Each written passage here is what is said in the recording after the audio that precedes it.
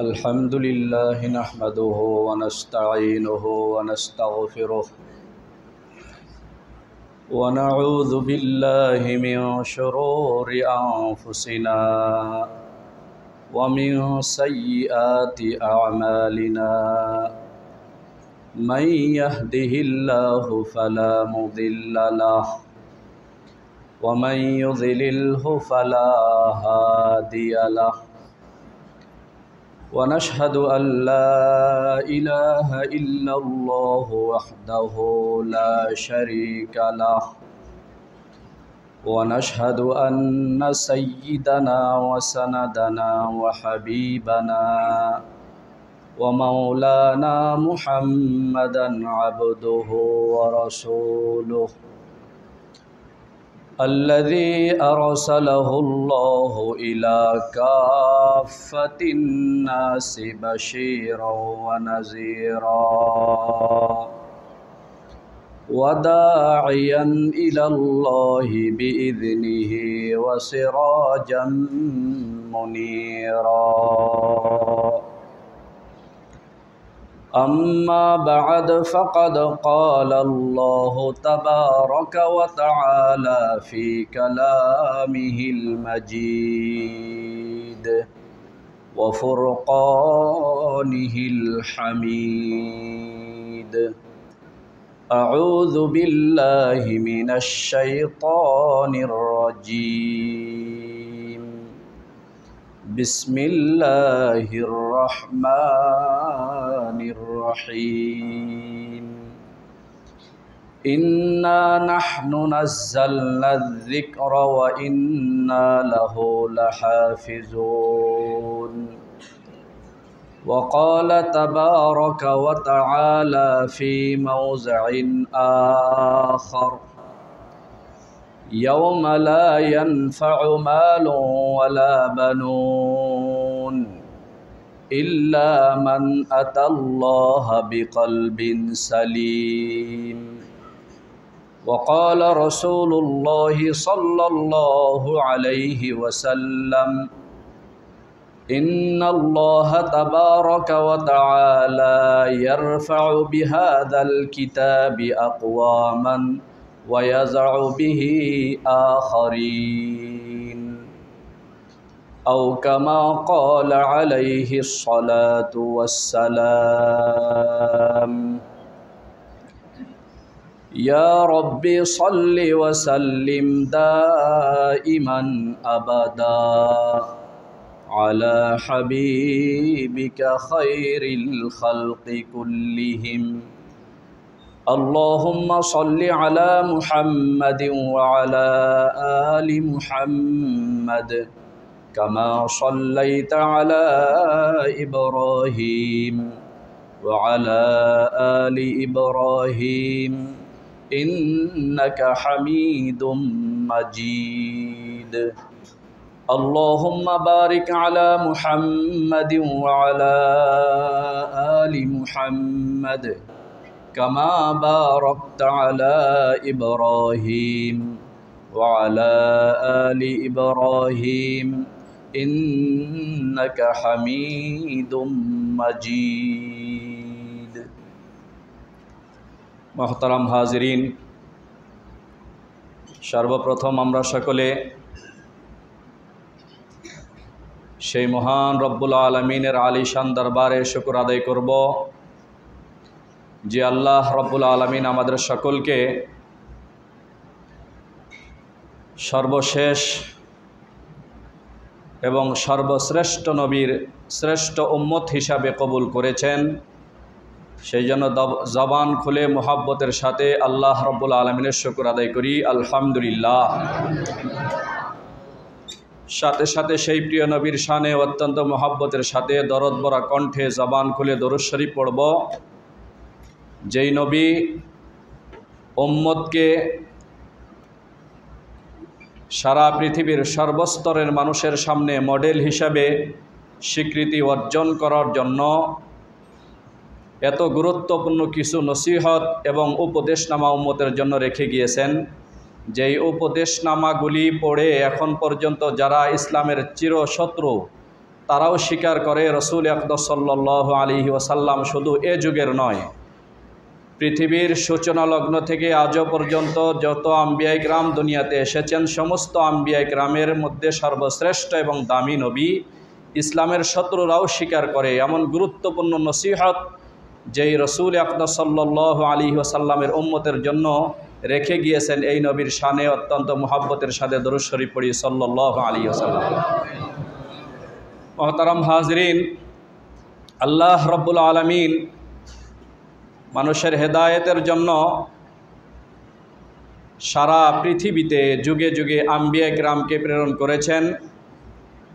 মানুষ যেন পৃথিবীতে এসে দুনিয়ার লোভ লালসায় পড়ে আল্লাহ রাব্বুল আলামিনকে ভুলে না যায়।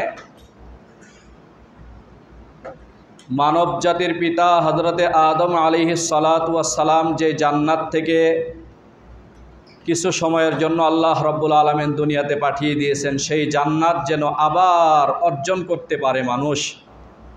এই জন্য আল্লাহ রাব্বুল আলামিন যুগে যুগে আম্বিয়া ইকরামকে পাঠিয়েছিলেন যেন মানুষের সাথে আল্লাহ রাব্বুল আলামিনের সম্পর্ক গভীর এবং নিবিড় হয়। যেই নির্বাচিত ব্যক্তিদেরকে আল্লাহ রাব্বুল আলামিন দুনিয়াতে পাঠিয়েছিলেন তাদেরকে বলা হয় নবী আর বহু বচনে আম্বিয়া ইকরাম। এই আম্বিয়া ইকরামের দুনিয়াতে আসার ধারাবাহিকতা চিরতরে সমাপ্তি ঘোষণা করেছেন আমার আপনার নবী মুহাম্মদুর রাসূল সাল্লাল্লাহু আলাইহি ওয়াসাল্লামের মাধ্যমে। এবং আল্লাহ রাব্বুল আলামিন আসমান থেকে বিভিন্ন সময় প্রয়োজনের খাতিরে আল্লাহ পাক আসমান থেকে কিতাবও অবতীর্ণ করেছেন। যে সমস্ত কিতাব আল্লাহ রাব্বুল আলামিন আসমান থেকে অবতীর্ণ করেছেন মানুষের হেদায়েতের জন্য, আল্লাহ পাকের বিধিবিধান দিয়ে, নসিহত উপদেশনামা দিয়ে, এ সমস্ত কিতাবের মধ্যে সবচেয়ে দামি এবং সবচেয়ে আল্লাহ পাকের নিকট পছন্দনীয় কিতাব, সর্বশেষ কিতাব কোরআনে কারীম। এই কোরআনে কারীমকে আল্লাহ রাব্বুল আলামিন আসমানি সর্বশ্রেষ্ঠ কিতাব এবং সর্বশেষ কিতাব হিসাবে ঘোষণা করেছেন। শুধু তাই নয়, পূর্ববর্তী সমস্ত আম্বিয়া ইকরামের উপরে আল্লাহ পাক যে সমস্ত আসমানি কিতাব অবতীর্ণ করেছিলেন, এ সমস্ত আসমানি কিতাবের মধ্যে যা ছিল সমস্ত কিতাবের মূল কথাগুলি আল্লাহ রাব্বুল আলামিন কোরআনে হাকিমে উল্লেখ করে উম্মতে মুহাম্মাদিয়ার জন্য যে শরীয়তকে আল্লাহ পাক নির্বাচন করেছেন, এই শরীয়তকে পরিপূর্ণতা দান করেছেন। এই জন্য আসমানি সমস্ত কিতাবের মধ্যে সর্বশ্রেষ্ঠ কিতাব যেহেতু কোরআনে হাকিম, কোরআনে হাকিমকে আল্লাহ রাব্বুল আলামিন অবতীর্ণ করার জন্য বিশেষ পদ্ধতি অবলম্বন করেছেন, যা অন্য কোনো কিতাব অবতীর্ণ করার জন্য এই বিশেষ পদ্ধতি অবলম্বন করা হয়নি। রসুল আকরাম সাল্লাল্লাহু আলাইহি ওয়াসাল্লাম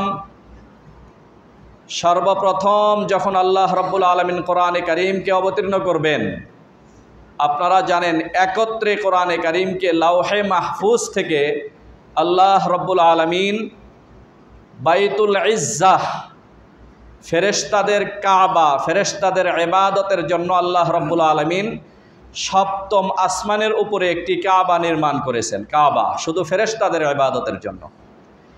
এই সপ্তম আসমানের উপরে আল্লাহ রাব্বুল আলামিন যেই ঘরকে নির্মাণ করেছেন ফেরেশতাদের ইবাদতের জন্য, কাবা, এই কাবার নাম হলো বাইতুল ইজ্জা বা বাইতুল মামুর। সপ্তম আসমানের উপরে কোনো বিবরণ অনুযায়ী প্রথম আসমানের উপরে, তবে সপ্তম আসমানের উপরে হওয়াটাই সবচেয়ে প্রসিদ্ধ হাদিস এবং অধিকাংশ বর্ণনা দ্বারাই প্রতীয়মান। এই সপ্তম আসমানের উপরে বাইতুল ইজ্জাহ বা বাইতুল মামুরকে আল্লাহ রাব্বুল আলামিন এমন বিশেষ স্টাইলে স্থাপন করেছেন যে এই ঘরটির নিচ থেকে যদি 7টি আসমানকে শুধু ঘর সমপরিমাণ জায়গা নিচ থেকে সরিয়ে দেওয়া হয়, তাহলে এই ঘরটা ডাইরেক্ট বাইতুল্লাহর ছাদের উপরে বসে পড়বে, আল্লাহ পাকের ঘরের ছাদের উপরে পড়বে। এমন বিশেষ কায়দায় সপ্তম আসমানের উপরে ফেরেশতাদের ইবাদতের জন্য যেই ঘরটিকে আল্লাহ রাব্বুল আলামিন নির্মাণ করেছেন, আল্লাহ পাক যে ঘরটিকে স্থাপন করেছেন, এই ঘরটির নাম হলো বাইতুল ইজ্জা বা বাইতুল মামুর। লাওহে মাহফুজ থেকে একত্রে সূরায়ে ফাতিহাত থেকে সূরায়ে নাস পর্যন্ত এই পুরা কোরআনে কারীম লাওহে মাহফুজ থেকে একত্রে লাইলাতুল কদরে আল্লাহ রাব্বুল আলামিন বাইতুল ইজ্জা বা বাইতুল মামুরের পাশে অবতীর্ণ করলেন। এরপরে রসুল আকরাম সাল্লাল্লাহু আলাইহি ওয়াসাল্লামের 23 বছরের নবুয়তে জিন্দিগিতে কখনো পুরা কমপ্লিট একটি সূরার প্রয়োজন হলো, তো সেখান থেকে আল্লাহ পাক কমপ্লিট একটি সূরা ফেরেশতাদের মধ্যে সর্বশ্রেষ্ঠ ফেরেশতা হযরতে জিবরাইল আলাইহিস সালাতু ওয়াস সালামের মাধ্যমে মুহাম্মদুর রাসূল সাল্লাল্লাহু আলাইহি ওয়াসাল্লামের কাছে অবতীর্ণ করলেন। কখনো একটি শব্দ, কখনো একটি আয়াত, কখনো কয়েকটি আয়াত, যখন যতটুকু প্রয়োজন ছিল বাইতুল ইজ্জা বাইতুল মামুরের পাশ থেকে জিবরাইল আলাইহিস সালাতু ওয়াস সালামের মাধ্যমে আল্লাহ রাব্বুল আলামিন রাসূল আকরাম সাল্লাল্লাহু আলাইহি ওয়াসাল্লামের উপরে অবতীর্ণ করলেন। এই কোরআনে কারীমকে আল্লাহ রাব্বুল আলামিন সর্বপ্রথম লাওহে মাহফুজে হেফাজত করলেন। এখান থেকে আবার বাইতুল ইজ্জাকে পাশে অবতীর্ণ করে সেখানেও আল্লাহ রাব্বুল আলামিন হেফাজত করলেন। তাহলে কোরআনে কারীমকে আল্লাহ পাক দুই জায়গায় হেফাজত করলেন, লাওহে মাহফুজে, এরপরে বাইতুল ইজ্জার পাশে। বাইতুল ইজ্জার পাশে অবতীর্ণ করলেন, এখান থেকে রাসূল আকরাম সাল্লাল্লাহু আলাইহি ওয়াসাল্লামের কাছে আল্লাহ পাক পাঠাইলেন। তো রাসূল আকরাম সাল্লাল্লাহু আলাইহি ওয়াসাল্লামের কাছে আল্লাহ রাব্বুল আলামিন 23 বছরের নবুয়তে জিন্দিগিতে কোরআনে কারীম অবতীর্ণ করলেন। এই কোরআনে কারীম অবতীর্ণ করার পরে সাহাবায়ে কেরাম যখন যতটুকু আল্লাহ পাকের কোরআন অবতীর্ণ হতে এতটুকু মুখস্থ করে নিতেন, যখন যতটুকু শুনতেন এতটুকু মুখস্থ করে নিতেন। আর আল্লাহ পাকের কি আজীব কারিশমা, যেই জায়গায় আল্লাহ রাব্বুল আলামিনের হাবিব মুহাম্মদুর রাসূল সাল্লাল্লাহু আলাইহি ওয়াসাল্লাম সর্বপ্রথম কোরআনে কারীমের সূরা আলাক অবতীর্ণ করা হলো, যেটাকে গারে হিরা বলা হয়। এই গারে হিরাটাকে আল্লাহ পাক এমন বিশেষ স্টাইলে পৃথিবী সৃষ্টির সময় এটাকে আল্লাহ রাব্বুল আলামিন সৃষ্টি করেছেন। পৃথিবীর শুরুর থেকে এই পাহাড়ও উপস্থিত ছিল, কিন্তু শেষ নবী মুহাম্মদুর রাসূল সাল্লাল্লাহু আলাইহি ওয়াসাল্লাম আসবেন, এই গারে হিরাতে প্রবেশ করবেন, এখানে কোরআনে কারীমের সর্বপ্রথম কমপ্লিট সূরা অবতীর্ণ হবে। এই জন্য আল্লাহ রাব্বুল আলামিন এই ঘরটা, এই স্থানটাকে পৃথিবী যখন সৃষ্টি করেছেন তখন থেকে বিশেষ স্টাইলে আল্লাহ পাক সৃষ্টি করে রেখে দিয়েছিলেন। এই কোরআনে কারীমের জন্য আল্লাহ রাব্বুল আলামিনের এক বিশেষ সম্মান। এবং উলামায়ে কেরাম তাফসিরের কিতাবে লেখেন, আল্লাহ রাব্বুল আলামিন যেহেতু মুহাম্মদুর রাসূল সাল্লাল্লাহু আলাইহি ওয়াসাল্লামকে কোরআনে কারীম দিবেন, তো স্বাভাবিক সমতল ভূমিতে কোরআনে কারীম অবতীর্ণ না করে এত উঁচায় স্বাভাবিক ভূমি থেকে প্রায় 3500 ফিট উচ্চ স্থান, এই উঁচু স্থানে কোরআনে কারীম অবতীর্ণ করার জন্য আল্লাহ রাব্বুল আলামিন নির্বাচন করলেন। কেন? স্বাভাবিক সমতল ভূমিতে মক্কা নগরীর যে কোনো জায়গায় আল্লাহ পাকের ঘরের পাশেও তো কোরআনে কারীম অবতীর্ণ করার এই গুরুত্বপূর্ণ কাজকে আল্লাহ পাক সূচনা করতে পারতেন, কিন্তু বিশেষ স্থানে নিয়ে, এত উঁচু স্থানে নিয়ে আল্লাহ পাক কোরআনে কারীম অবতীর্ণ করার মতো এই বরকতপূর্ণ ধারাবাহিকতার সূচনা কেন করলেন? মুফাসসিরিন ইকরাম তাফসীরের কিতাবে লেখেন, আল্লাহ রাব্বুল আলামিন বুঝাইতে চান কোরআনে কারীমের এই জ্ঞান, কোরআনে কারীমের এই ইলম অর্জন করার জন্য মানুষের জীবনে অনেক সাধনা, অনেক কষ্ট এবং ত্যাগ, কোরবানি স্বীকার করার পরেই আল্লাহ রাব্বুল আলামিন এই কোরআনে কারীমের এই গুরুত্বপূর্ণ ইলম মানুষের সিনায় দিবেন। এই জন্য আল্লাহ রাব্বুল আলামিন এই বিশেষ স্টাইলে, বিশেষ স্থানে তার প্রিয় হাবিব সাল্লাল্লাহু আলাইহি ওয়াসাল্লামকে ডেকে নিয়ে সেখানে কোরআনে কারীম অবতীর্ণ করার মতো এই বরকতপূর্ণ ধারাবাহিকতা এবং সিলসিলার সূচনা করলেন। এই জন্য সাধারণ দুনিয়ার যে কোনো জাগতিক বিদ্যা অর্জন করতে গেলে যেই পরিমাণ কষ্ট না করতে হয়, কোরআন কারীমের বিদ্যা অর্জন করতে গেলে এর চেয়ে অনেক অনেক গুণ বেশি কষ্ট করতে হয়। সেজন্য অনেকেই আছেন এমন যারা মাদ্রাসায় কোনোদিন পড়েন নাই, মাদ্রাসা পড়ার রুটিন এবং নিজাম সম্পর্কে যদি শোনেন, ওনারা প্রথমেই ভয় পান যে এত সময় কিভাবে সম্ভব। বিশেষ করে যারা মাদ্রাসায় কোরআনে কারিমের হাফেজ হয়ে থাকেন, তাদের স্বাভাবিকভাবে রাত 3:30 থেকে 4টায় ঘুম থেকে জাগতে হবে। ফজরের নামাজের জামাত শুরু হওয়া পর্যন্ত এই মধ্যবর্তী সময় ঘুমের পরে যেহেতু মানুষের ব্রেনটা ফ্রেশ থাকে, এই সময় কোরআনে কারিম মুখস্থ করার অত্যন্ত বরকতপূর্ণ একটি সময়। এক, দ্বিতীয় নম্বর হলো তাহাজ্জুদ নামাজ এবং তার আগে পরে যে সময়গুলি আছে অত্যন্ত বরকতপূর্ণ সময়। যেমন এক সাহাবী রাসূল আকরাম সাল্লাল্লাহু আলাইহি ওয়াসাল্লামকে জিজ্ঞাসা করলেন, ইয়া রাসূলুল্লাহ, কোন সময়ের দোয়া আল্লাহ পাক সবচেয়ে বেশি কবুল করবেন? তখন রাসূল আকরাম সাল্লাল্লাহু আলাইহি ওয়াসাল্লাম এই হাদিসের মধ্যে 2টি টাইমকে উল্লেখ করেছেন।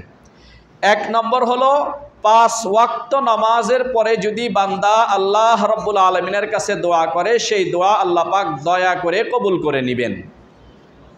2 নম্বর সময় হলো তাহাজ্জুদের এই গুরুত্বপূর্ণ সময়, মুসলমান বান্দা আল্লাহ পাকের কাছে যা চাবে আল্লাহ রাব্বুল আলামিন দয়া করে তার সমস্ত জায়েজ এবং বৈধ আবেদনগুলি আল্লাহ পাকের কুদরতে মঞ্জুর করবেন। তো কোরআনে পাক হেফজ করার জন্য সাহাবায়ে কেরামের যুগ থেকে নিয়ে সমস্ত আকাবির ও আসলাফের তরিকা হলো তাহাজ্জুদ নামাজের পর থেকে কোরআনে কারিম মুখস্থ শুরু হবে ফজরের নামাজের জামাত শুরু হওয়া পর্যন্ত। ফজরের নামাজ পড়ে এতক্ষণ যতটুকু নির্ধারিত সবক পড়া মুখস্থ করেছে, এই সবক ওস্তাদের সামনে বসে ওস্তাদকে মুখস্থ শোনাবেন।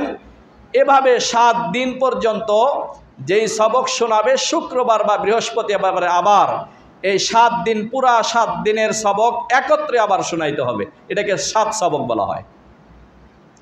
এখন যারা কোরআনে কারিম কখনো পড়েন নাই, তাদের সামনে যদি এই রুটিন পেশ করা হয় যে মাদ্রাসায় পড়তে হলে ফজরের নামাজের আগে তাহাজ্জুদের নামাজের সময় উঠতে হবে এবং কোরআনে কারিম মুখস্থ করতে হবে, তখন প্রথম কথা শুনেই তারা ভয় পেয়ে যান যে এই সময় ওঠা কোনোদিন সম্ভব না। এর কারণ এটা হলো ঘুমের সময়। অথচ কোরআনে কারিম আসমানি সর্বশ্রেষ্ঠ কিতাবের ইলম আল্লাহ রাব্বুল আলামিন দেওয়ার জন্য যেই কোরবানি এবং যেই পরিমাণ ত্যাগ স্বীকার করতে হবে, এই ত্যাগ স্বীকার না করলে কোনোদিন আসমানি ইলম অর্জন করা সম্ভব নয়। বিশেষ করে যারা স্বাভাবিকভাবে একটু কোরআনে কারিম তেলাওয়াত করতে পারেন, এই শুধু কোরআনে কারিম বিশুদ্ধভাবে তেলাওয়াত করতে পারেন, তারা এই বিশুদ্ধভাবে কোরআনে কারিম তেলাওয়াত করার এতটুকু যোগ্যতা অর্জন করতে গিয়ে কি পরিমাণ কষ্টের শিকার, কত কষ্ট করতে হয়েছে, আপনারা বিষয়টা স্বাভাবিকভাবে আন্দাজ করতে পারবেন। এবং কোরআনে কারিমের যে আরবি ভাষার 29টি অক্ষর, 29টি স্থান থেকে উচ্চারণ করতে হয় মুখের ভিতরে। কিছু কিছু মাখরাজ আছে যে অক্ষর উচ্চারণ করার স্থান, যেখান থেকে 2-3টা অক্ষর উচ্চারণ হয়, কিন্তু এই আরবি ভাষার বৈশিষ্ট্য শুধু এটা। এছাড়াও অন্য ভাষা, আপনি ইংরেজি আন্তর্জাতিক ভাষা, একটা অক্ষর আপনি উচ্চারণ করবেন, আমেরিকার একজন যার মাতৃভাষা ইংরেজি, সে যদি উচ্চারণ করে একটা অক্ষর এক স্থান থেকে, আপনি বাংলাদেশের মানুষ একটা অক্ষর অন্য স্থান থেকে উচ্চারণ করলেও আপনার অর্থ আদায় হবে, অর্থের মধ্যে কোনো কমতি হবে না। কিন্তু কোরআনে কারিমের বৈশিষ্ট্য হলো যেভাবে উচ্চারণ করা দরকার এভাবে উচ্চারণ না করলে অর্থের মধ্যে আকাশ পাতাল ব্যবধান হওয়ার কারণে অনেক সময় নামাজের মধ্যে তেলাওয়াত করতে গিয়ে ভুল হয়ে যায়। এই ভুল হয়ে যাওয়ার কারণে কোন ভুল অর্থের মধ্যে পরিবর্তন সৃষ্টি হওয়ার কারণে নামাজ সহি শুদ্ধ হবে না, আর কোনটার কারণে নামাজ সহি শুদ্ধ হবে, এটার জন্য কোরআন হাদিসের নির্দিষ্ট পরিমাণ ইলম অর্জন করার পরেই সে বলতে পারবে। এই জন্য যারা বাংলা ভাষায় কোরআনে কারিমের উচ্চারণ আপনারা তেলাওয়াত করেন, বাকি এটার দ্বারাই অর্থের মধ্যে আপনি চেষ্টা করবেন সহি শুদ্ধভাবে আরবি ভাষায় শেখার জন্য। এটা যদি আপনি সারা জিন্দেগি চেষ্টা করতে করতে আপনার ইন্তেকাল হয়ে গেল, আপনি সহি শুদ্ধভাবে কোরআনে কারিম শিখতে পারলেন না, তাহলে মেশকাত শরীফের একটি ব্যাখ্যা গ্রন্থ আছে মিরকাতুল মাফাতিহ, তাকে বিশুদ্ধ সনদে একটি হাদিস উল্লেখ করা হয়েছে। কোনো মানুষ সারা জিন্দেগি চেষ্টা করলো কোরআনে কারিম শিক্ষা করার জন্য, কোরআনে কারিম শিক্ষা লাভ করার পূর্বেই তার ইন্তেকাল হয়ে গেল, আল্লাহ পাক কবরে তার জন্য একটা ফেরেশতা নিয়োজিত করবেন। এই ফেরেশতা তাকে কোরআনে কারীম কমপ্লিট শিক্ষা দিয়ে কোরআনে কারীম তেলাওয়াতকারীদের জামাত পর্যন্ত তাকে পৌঁছায় দিয়ে এরপরে সেখান থেকে সরে আসবে। এই জন্য মুহতারাম হাজরিন, কোরআনে কারীম আমি তেলাওয়াত করতে না পারলে আমি শিখতে থাকি মৃত্যু পর্যন্ত। যতদিন আমার হায়াত আছে আমি কোরআনে কারীম শিখব। এরপরে যদি আমি শিখতে না পারলাম তাহলে সেই ফজিলত অর্জন করতে পারবো। আল্লাহ পাক আমাকে কোরআনে কারীম শিক্ষা করলে যেই পরিমাণ সওয়াব, তাদের কাতারে আমাকে উঠিয়ে দিবেন, যেহেতু আমি চেষ্টা করতে করতে কবর পর্যন্ত চলে গিয়েছি। এজন্য বাংলা ভাষায় যদি আপনি বলেন বাত, এই বাত শব্দের অর্থ হবে একটা রোগ, বাত ব্যথা। আর যদি এটাকে একটু ধাক্কা দিয়ে আপনি বলেন যে ভাত, তাহলে এটার অর্থ হবে খানা, আমরা সবসময় যেটা খেয়ে থাকি। তাহলে সামান্য একটা শব্দ বাত কোনো ধাক্কা না দিয়ে বলার কারণে বাংলা ভাষায় অর্থের মধ্যে কি ব্যবধান হলো, আর এটাকে যদি একটু ধাক্কা দিয়ে বলি যে ভাত, তাহলে সেটার অর্থের মধ্যে কতটা ব্যবধান হলো। এটা হলো আমার মাতৃভাষার, সহজে আপনারা বুঝবেন। আরবি ভাষায় যদি আপনি কোরআনে কারীম তেলাওয়াত করতে গিয়ে বিশুদ্ধভাবে তেলাওয়াত করতে চেষ্টা করতেছেন, শিখতেছেন, ভুল হয়ে গেল আপত্তি নাই, কিন্তু আপনার চেষ্টার মধ্যে যদি কমতি থাকে আর এই জাতীয় ভুল হয়ে যায়, তাহলে এর কারণে আপনার কোরআনে কারীমের অর্থের মধ্যে পরিবর্তন হওয়ার কারণে কুফরি আকীদা পর্যন্ত পৌঁছে যাবে। সেই জন্য আমরা সকলেই চেষ্টা করব কোরআনে কারীম শিক্ষার জন্য। যারা আমাদের যেই বয়সের আছে, এর আগেও আমি আপনাদেরকে এই বিষয়টি বলেছিলাম, কোরআনে কারীম তেলাওয়াতের ফজিলত অর্জন করার জন্য কমপ্লিট কোরআনে কারীম যদি আমি তেলাওয়াত করতে নাও পারি, সর্বনিম্ন 4 থেকে 5টি সূরা আপনি তেলাওয়াত করতে পারি। তো ফজরের নামাজের পরে বসে ওই 4-5টা সূরাই প্রতিদিনই তেলাওয়াত করি, তাহলে একজন কোরআনে কারীম তেলাওয়াত করলে, স্বাভাবিক সূরা ফাতিহা থেকে নাস পর্যন্ত তেলাওয়াত করলে যেই পরিমাণ, প্রতি অক্ষরে যেই পরিমাণ সওয়াব পাবে, আপনি এই 4-5টা সূরা প্রতিদিন তেলাওয়াত করার বদৌলতে আল্লাহ পাক আপনাকে আমাকে সেই পরিমাণ সওয়াব দান করবেন। এই জন্য এই বিষয়গুলো খেয়াল করা দরকার। হাদিসে রাসূল আকরাম সাল্লাল্লাহু আলাইহি ওয়াসাল্লাম ইরশাদ করেন, একজন সাহাবী, আল্লাহ রাসূলের খুব প্রিয়তম সাহাবী হযরতে আবু যার গিফারি রাদিয়াল্লাহু তাআলা আনহু, উনি আল্লাহর রাসূলের কাছে একটু সময় পাইলেন, ফ্রি সময় পেয়ে অত্যন্ত আন্তরিকতার সাথে রাসূল আকরাম সাল্লাল্লাহু আলাইহি ওয়াসাল্লামের কাছে আবেদন করলেন, আউসিনি ইয়া রাসূলুল্লাহ, ইয়া রাসূলুল্লাহ আমাকে একটু নসিহত করুন।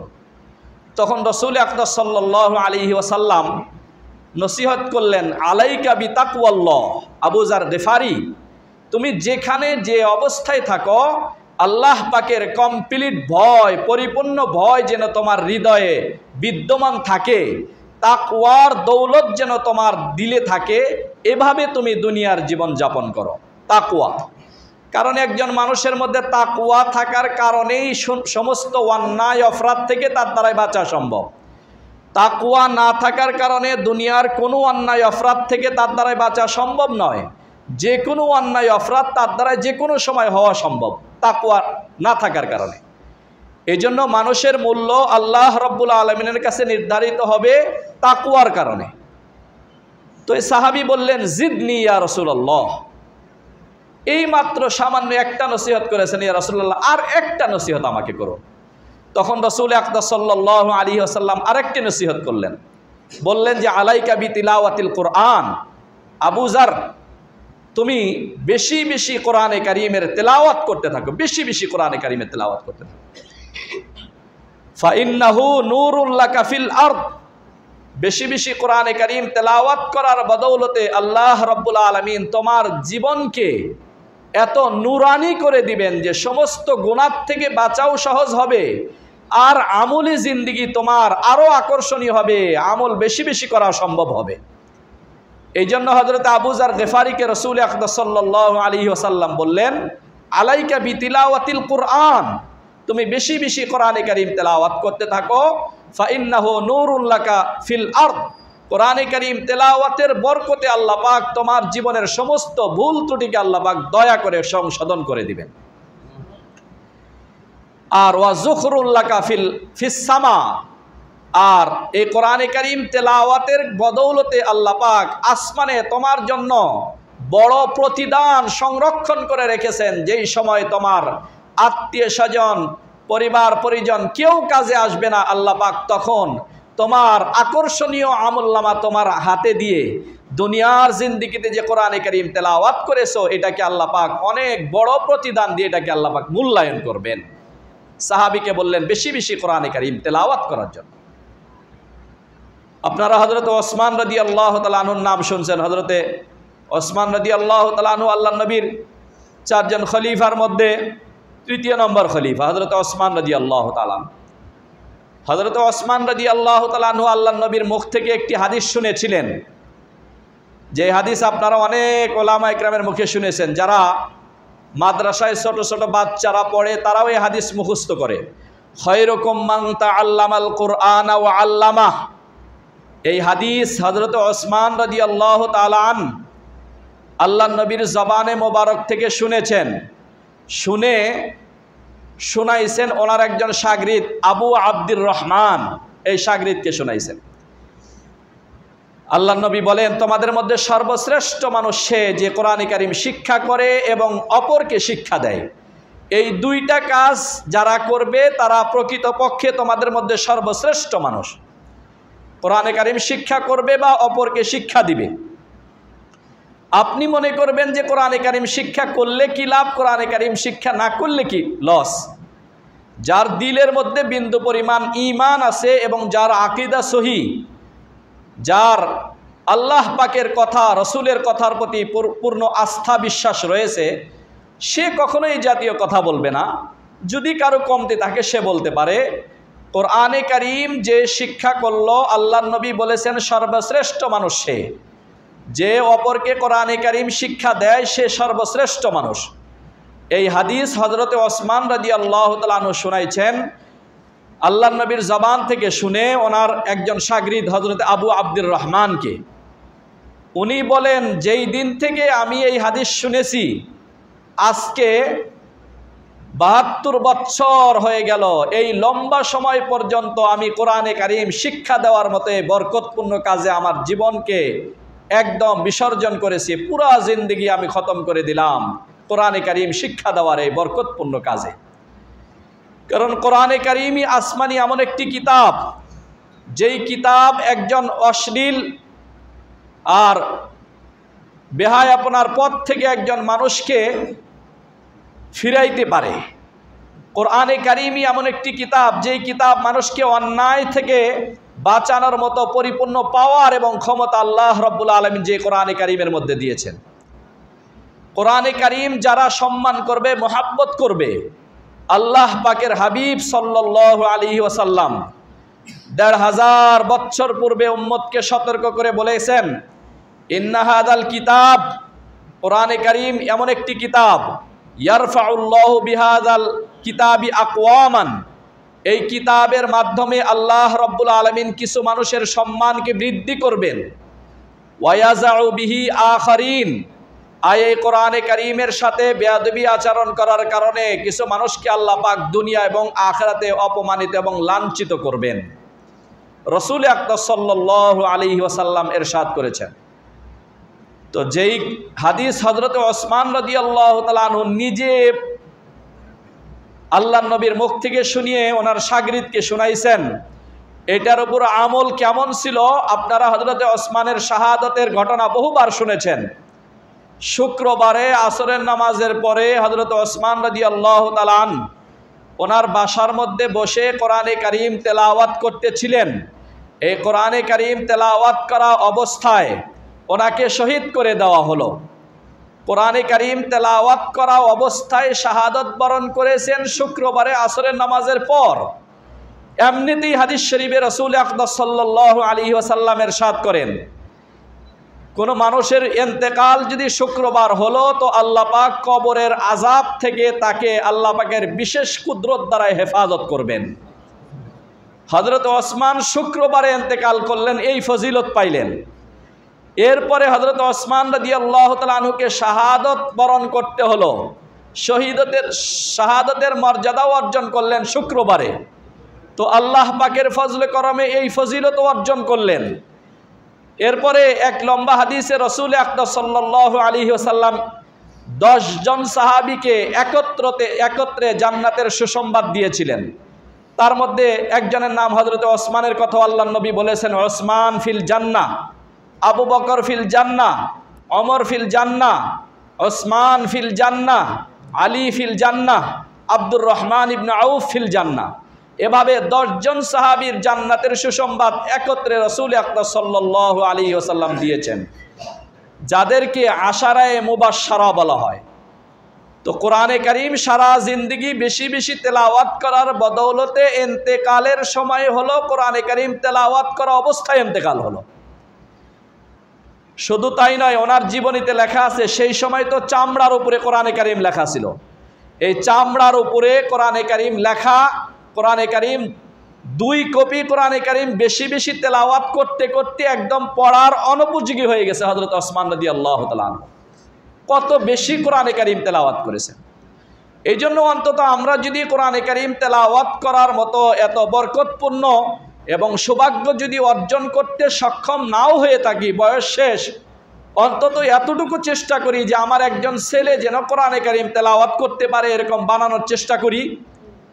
কারণ কোরআনে কারীম যদি আপনার ছেলে তেলাওয়াত করতে সক্ষম পারে, তাহলে আল্লাহ পাকের ফজলে করমে সারা জিন্দেগি আপনার সন্তান কোরআনে কারীম তেলাওয়াত করে যেই পরিমাণ সওয়াব পাবে, আল্লাহ পাক এই পরিমাণ সওয়াব আপনি বাবা হিসাবে আপনার আমলনামায় আল্লাহ পাক দিয়ে দিবেন।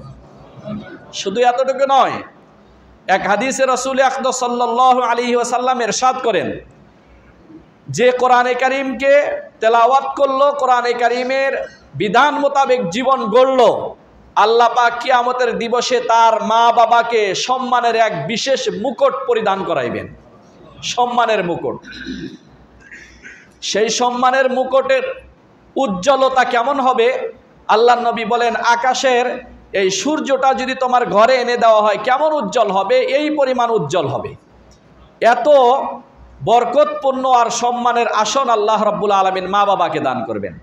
হাদিসের ব্যাখ্যায় উলামায়ে কেরাম লেখেন, কোরআনে কারীম তেলাওয়াত করলো কষ্ট করে সন্তান, ইলম অর্জন করলো সন্তান, কিন্তু মা বাবাকে এই বিশেষ সম্মান আল্লাহ পাক কেন দান করবেন? তার ব্যাখ্যায় উলামায়ে কেরাম লেখেন যে যেহেতু এই সন্তানকে এই পথে পরিচালিত করতে গিয়ে বিভিন্ন দিক থেকে বাধার সম্মুখীন হতে হয়েছে এবং বিভিন্ন সময় বিভিন্নভাবে কষ্টে বিভিন্ন বিপদ আপদে থেকেও সন্তান যেন কোরআনে কারীম সহি শুদ্ধভাবে শিক্ষা করতে পারে, সে অটল ছিল তার রায় এবং সিদ্ধান্তের উপরে। এই ত্যাগ এবং কোরবানির বদৌলতে মা বাবাকে আল্লাহ রাব্বুল আলামিন এই বিশেষ সম্মান দান করবেন।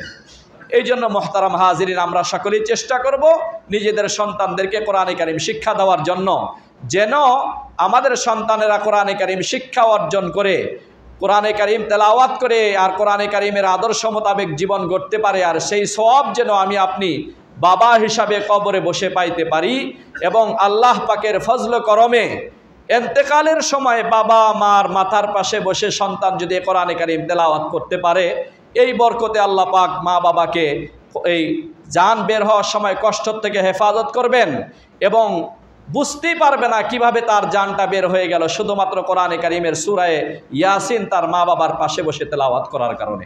আল্লাহ রাব্বুল আলামিন আমাদের সকলকে নিজেদের সন্তানকে কোরআনে কারীম শিক্ষা দেওয়ার মতো এই গৌরব অর্জন করার তৌফিক দান করুন।